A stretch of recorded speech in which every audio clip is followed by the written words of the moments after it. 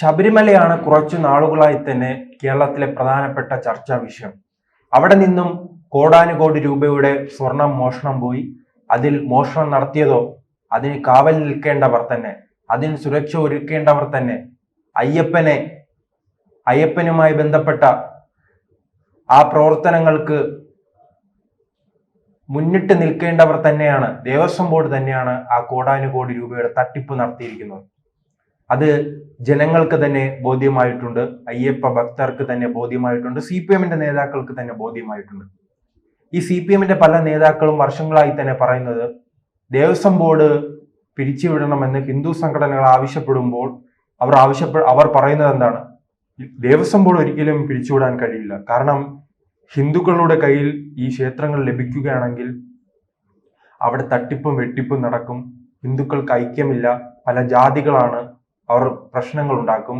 അതുകൊണ്ട് തന്നെയാണ് ദേവസ്വം ബോർഡിന്റെ കയ്യിൽ ഈ ക്ഷേത്രങ്ങൾ ഇരുന്നാൽ വലിയ രീതിയിലുള്ള മാറ്റങ്ങൾ ഉണ്ടാകും, പ്രശ്നങ്ങൾ ഉണ്ടാകില്ലെന്ന് പറഞ്ഞ് ജനങ്ങളെ തെറ്റിദ്ധരിപ്പിച്ച് വിശ്വസിപ്പിച്ച അവരുടെ കള്ളക്കളികളായിരുന്നു നാം പിന്നീട് കണ്ടത്.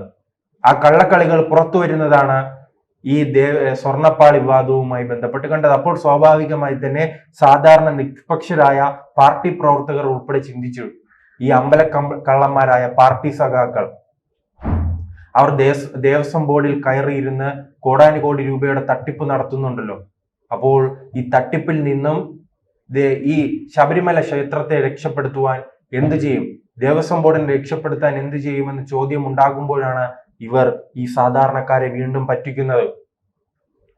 ജയകുമാർ എന്ന മുൻ ചീഫ് സെക്രട്ടറി, അദ്ദേഹത്തെ ആ ചീഫ് സെക്രട്ടറി ഈ പദവിയിലെത്തിച്ച് പിണറായി സർക്കാർ ഒരു ജനകീയ മുഖത്തിന് വേണ്ടിയുള്ള തയ്യാറെടുപ്പുകൾ നടത്തുന്നത്. ഇപ്പോൾ പലരും ഈ ജയകുമാറുമായി ബന്ധപ്പെട്ട് അദ്ദേഹം എന്തോ പുണ്യാളനാണ്, അങ്ങ് ബഹിരാകാശത്തിൽ നിന്നും ഒന്നും അറിയാതെ പച്ച മനുഷ്യനായി ഇന്ന് ഭൂമിയിൽ പ്രത്യക്ഷപ്പെട്ട മനുഷ്യനായാണ് പലരും അദ്ദേഹത്തെ ഉയർത്തിക്കാട്ടുന്നത്. അത്രയ്ക്ക് നന്മമരം, ഇത്രയും വലിയ നന്മമരം ആക്കണമോ എന്നുള്ള സംശയമാണ്. കാരണം അദ്ദേഹം ഈ IAS ആയി റിട്ടയർഡ് ചെയ്തിട്ട് തന്നെ വിരമിച്ച ശേഷം തന്നെ വർഷങ്ങൾ കഴിയുന്നു. എന്നിട്ടും അദ്ദേഹത്തിന് വിവിധ ചുമതലകൾ മാറി നൽകുന്നു. അതെന്തുകൊണ്ടാണ്? ഇദ്ദേഹത്തിന്റെ അങ്ങുള്ള സത്യസന്ധമായ പ്രവർത്തനം കൊണ്ടാണോ? അങ്ങനെ സത്യസന്ധരായ പല ഉദ്യോഗസ്ഥരുമുണ്ട്. അവർ ഇന്ന് ഈ പിണറായി സർക്കാരിന് എതിരെ പറഞ്ഞത് കൊണ്ട്, പിണറായി സർക്കാരിന്റെ തോന്നിവാസങ്ങൾ പണ്ട് നമുക്ക് തന്നെ അറിയാം. ഒരു ഡോക്ടർ ഈ മെഡിക്കൽ കോളേജുമായി ബന്ധപ്പെട്ട് അദ്ദേഹം സത്യം തുറന്നു പറഞ്ഞപ്പോൾ അദ്ദേഹത്തിന് പറ്റിയ സംഭവം നമുക്കറിയാമല്ലോ. പിന്നീട് കണ്ണൂരിൽ നവീൻ ബാബുവിനെ നാം കണ്ടതാണല്ലോ, അതും ഇതുപോലുള്ള ഉദ്യോഗസ്ഥരല്ലേ.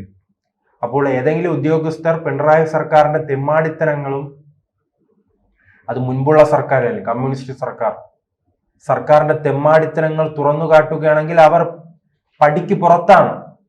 അപ്പോൾ ഈ വിരമിച്ച ജയകുമാറിനെ പടിക്ക് പുറത്താക്കാതെ നിരന്തരം ഉയർത്തിക്കാണിക്കുന്നത് എന്തിനാണ്?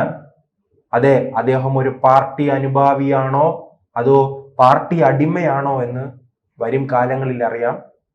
കാരണം ഇത് ഏറ്റവും നിർണായകമായ ഘട്ടത്തിലാണ് ഇദ്ദേഹം ചുമതലയേറ്റിരിക്കുന്നത്. കാരണം ശബരിമലയുമായി ബന്ധപ്പെട്ട് എല്ലാ ഭക്തരെയും ഞെട്ടിപ്പിക്കുന്ന, എല്ലാ സാധാരണക്കാരനെയും ഞെട്ടിപ്പിക്കുന്ന, ഓരോ മലയാളികളെയും ഞെട്ടിപ്പിക്കുന്ന കോടാനുകോടി രൂപയുടെ തട്ടിപ്പ് നടന്നു. അപ്പോൾ ആ തട്ടിപ്പിനെ കുറിച്ച് അദ്ദേഹം എന്തുകൊണ്ട് മൗനം പാലിക്കുന്നു? അദ്ദേഹം തുറന്നു പറയണം. തട്ടിപ്പ് നടന്നെങ്കിൽ അതിനെക്കുറിച്ച് അദ്ദേഹം തുറന്നു പറയാൻ ധൈര്യമുണ്ടോ? അങ്ങനെ തുറന്നു പറയുകയാണെങ്കിൽ നമ്മുടെ CPM പല നേതാക്കളും, പിണറായി വിജയൻ ഉൾപ്പെടെ തലയിൽ മുണ്ടിട്ട് നടക്കേണ്ടി വരില്ലേ? CPM പങ്ക് വ്യക്തമാകില്ലേ? അപ്പോൾ അത്തരം പരാമർശങ്ങൾ ഇദ്ദേഹം നടത്തില്ല.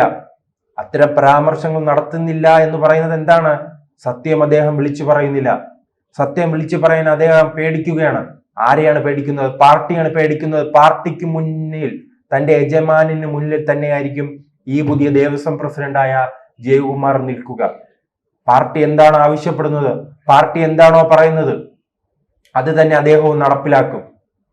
അതിൽ വേറെ തർക്കമില്ല. അങ്ങനെ നാം മുൻപ് കണ്ടതുപോലെ തന്നെ മുൻ ദേവസ്വം പ്രസിഡന്റുമാർ ചെയ്തത് തന്നെയാണ് ഇനി ഈ ജയകുമാറും ചെയ്യാൻ പോകുന്നത്. പാർട്ടി പറയും, അന്ന് അവർ പാർട്ടിക്കാരായിരുന്നു. ഇപ്പൊ പത്മകുമാർ ആയാലും പ്രശാന്ത് ആയാലും അവരെല്ലാം പാർട്ടിക്കാരായിരുന്നു. ഇതിപ്പോൾ പാർട്ടിക്കാർ പുറകിൽ നിന്ന് പറയും, ഇദ്ദേഹം മുന്നിൽ നിന്നും അനുസരിക്കും.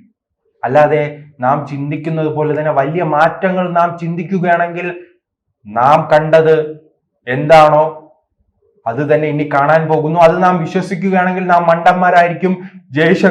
ജയകുമാറിനും വലിയ മാറ്റങ്ങൾ കൊണ്ടുവരാൻ കഴിയില്ല. കാരണം മാറ്റം കൊണ്ടുവരാൻ ആർക്കാണ് കഴിയുക? അത് CPM-ന് കഴിയും. CPM-ന്റെ എല്ലാ കാലത്തെയും ലക്ഷ്യം എന്താണ്? അത് അവരുടെ പ്രഖ്യാപിത ലക്ഷ്യം തന്നെ വിശ്വാസത്തിനെതിരാണ്, പ്രത്യേകിച്ച് ഹൈന്ദവ വിശ്വാസത്തിനെതിരാണ്. അങ്ങനെ പ്രവർത്തിക്കുന്നവരെ, ഹൈന്ദവ വിശ്വാസവുമായി ബന്ധപ്പെട്ട് പ്രവർത്തിക്കുന്ന പാർട്ടി നേതാക്കളെ ഒതുക്കുന്നത് കണ്ടിട്ടില്ലേ? ശബരിമലയിൽ വന്ന ഏതെങ്കിലും നേതാക്കൾ, എന്തിനു പറയുന്നു, കടകംപള്ളി സുരേന്ദ്രൻ പണ്ട് ദേവസ്വം ബോർഡ് മന്ത്രിയായിരുന്നപ്പോൾ ആ മന്ത്രി ഒരു ക്ഷേത്രത്തിൽ പോയി തൊഴുതു എന്ന് പറഞ്ഞ് അദ്ദേഹത്തെ വേട്ടയാടാൻ ശ്രമിച്ചില്ലേ? പിന്നീട് നാം കണ്ടത് പല നേതാക്കളും ഗണപതി ഹോമവുമായി ബന്ധപ്പെട്ട് അവരുടെ വീടുകളിൽ ഈ പ്രവർത്തനങ്ങൾ ചെയ്തപ്പോൾ അതിനെതിരെ വിമർശനം ഉന്നയിച്ചില്ലേ? അങ്ങനെയുള്ള ഒരു പാർട്ടി ശബരിമല തകർന്നാൽ അത്രയും നല്ലതെന്ന് അവർ സന്തോഷിക്കും. അപ്പോൾ എന്നിട്ടും അവർ ശബരിമലയിൽ എന്തിനെ കടിച്ചു തൂങ്ങണമെന്ന് ചോദിക്കുമ്പോഴാണ് ഈ പണം, ഈ സ്വർണം, കോടാനുകോടി രൂപയുടെ വരുമാനം, അത് തന്നെയാണ് പാർട്ടിയുടെ ലക്ഷ്യം. അത് ഇനിയും അവർക്ക് കിട്ടണം. അതിനുവേണ്ടി ഇതുപോലുള്ള ഒരു ജയകുമാറിന് അല്ലെങ്കിൽ മറ്റൊരു ജയകുമാറിന്, അത്തരം മുഖങ്ങളെ മുൻനിർത്തിയായിരിക്കും ഇനി അവിടെയുള്ള പ്രവർത്തനങ്ങൾ മുന്നോട്ട് പോവുക. അവിടെ ഇനിയും തെമ്മാടിത്തനങ്ങൾ നടക്കും, ഇനിയും തട്ടിപ്പ് നടത്തും, അവിടെ ഇനിയും അഴിമതി ഉണ്ടാകും. പക്ഷെ ഇദ്ദേഹമല്ലായിരിക്കും. പക്ഷെ ഇദ്ദേഹത്തിനറിയാം, ഇദ്ദേഹം എടുക്കില്ലെങ്കിലും എടുക്കുന്നവരോട് എടുക്കരുതെന്ന് പറയാൻ ഇദ്ദേഹത്തിന് കഴിയില്ല. കാരണം യജമാനൻ പറയുന്നത് അനുസരിക്കുക മാത്രമാണ് ഈ ജയകുമാർ എല്ലാ കാലത്തും ചെയ്തിട്ടുള്ളത്. അതുകൊണ്ട് തന്നെയാണ് അദ്ദേഹം വിരമിച്ച് ഇത്രയും കൊല്ലം കഴിഞ്ഞിട്ടും അദ്ദേഹത്തിന് സുപ്രധാനമായ പല പദവികളും ലഭിക്കുന്നത്.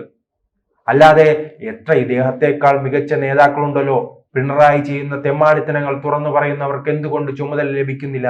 അന്ന് പിണറായി വിജയൻ എല്ലാ തെമ്മാടിത്തനങ്ങൾ കാണിക്കുമ്പോൾ മൗനമായിരുന്ന ഈ മനുഷ്യന് വീണ്ടും ചുമതല നൽകുകയാണ്.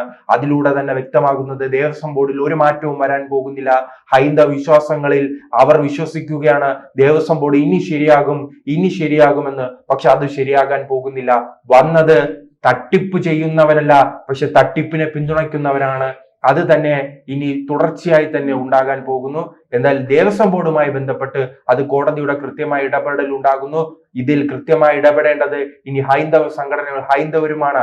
കാരണം മറ്റു മതസ്ഥാപനങ്ങൾ, മറ്റു മതങ്ങൾ ഒരു കാലത്തും ഈ സർക്കാരുമായി ബന്ധപ്പെട്ട് അവരുടെ വരുമാനം നൽകുന്നില്ലല്ലോ. പിന്നെ എന്തുകൊണ്ട് ഈ ഭൂരിപക്ഷ സമുദായമായ ഹൈന്ദവരുടെ പണം ഈ സർക്കാർ ചോദിച്ചു വാങ്ങുന്നു? അവരോട് മറ്റൊരു ചോദ്യമുണ്ട്. ഈ പണം സർക്കാരിലേക്ക് പോകുന്നു എന്ന് പറയുമ്പോൾ അവർ പറയുന്നത് എന്താണ്? ഞങ്ങളാണ് നൽകുന്നത്.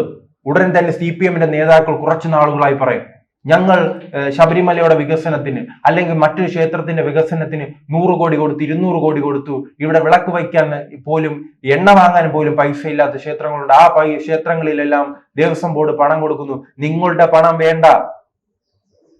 പണം വേണ്ട എന്ന് വിളിച്ചു പറയാൻ നട്ടലുള്ള ഹിന്ദുക്കൾ ഉണർന്നാൽ മാത്രമേ ഇവിടെ ഈ പ്രശ്നങ്ങൾക്ക് പരിഹാരം കണ്ടെത്താൻ കഴിയുകയുള്ളൂ.